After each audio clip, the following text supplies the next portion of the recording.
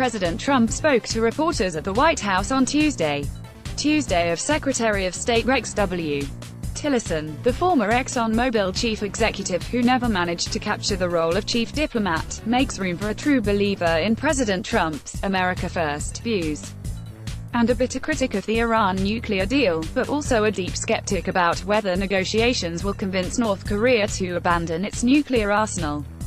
Mr. Tillerson's anticipated replacement, CIA Director Mike Pompeo, was among the harshest of critics of the 2015 nuclear agreement that world powers brokered with Iran. If confirmed, Mr. Pompeo would take over the State Department just as the president is weighing whether to ditch the deal altogether, even if it outrages European allies. The move would also put Mr. role in running the negotiations with Kim Jong-un, the North Korean dictator whom Mr. For all the criticisms of Mr. Tillerson, and there were many, particularly in the State Department as he moved to slash its size, he was considered a restraining influence on Mr.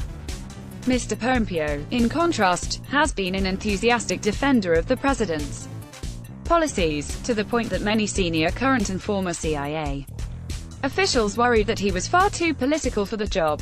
In his public comments, including his dubious contention on Sunday that Mr. Trump has done more to constrain North Korea, Pompeo seemed to know that he would likely soon switch from giving the president his daily intelligence brief to carrying out Mr. Trump's blunt, America First vision worldwide.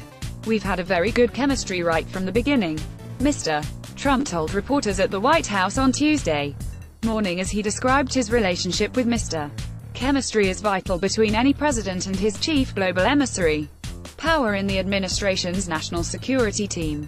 Mike Pompeo's rise to Secretary of State will solve one central problem in American diplomacy over the past year, few thought. Rex W.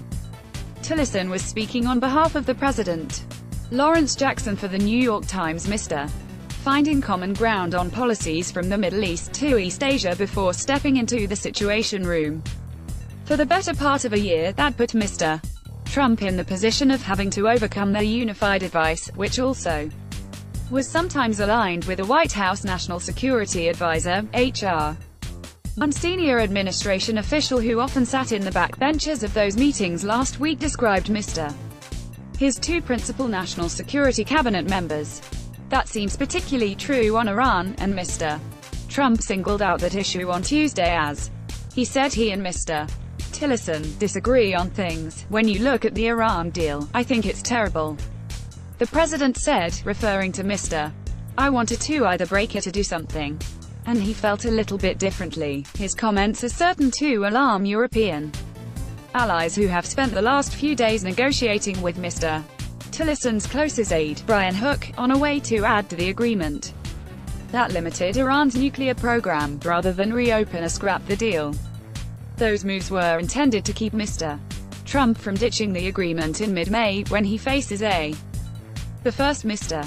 Tillerson's ouster was when a reporter for the New York Times called him for comment on Tuesday morning, shortly after the secretary's 405-day tenure was ended by presidential tweet. Tillerson's denouement seemed rife with a symbolism of the change to come. Trump was revealed to have referred to several African nations as shithole countries. He dispatched Mr. Tillerson on a lengthy trip to the continent last week to make it up to them. But while the secretary was away, Mr. Trump agreed to the meeting with Mr. Kim, catching Mr. Tillerson by surprise, even though he was the one who had long been arguing for opening up a diplomatic channel to North Korea. While in Africa, Mr. Tillerson took a day off to recover from what the State Department said was exhaustion from long nights catching up by phone with Washington. Was fired upon landing in the United States. It was clear in recent months that Mr. Tillerson and Mr. Trump were barely talking. The frequent dinners the chief diplomat shared with the president last spring, when the two Mr. Trump had hired Mr. Tillerson because he liked his record of profits and expansion.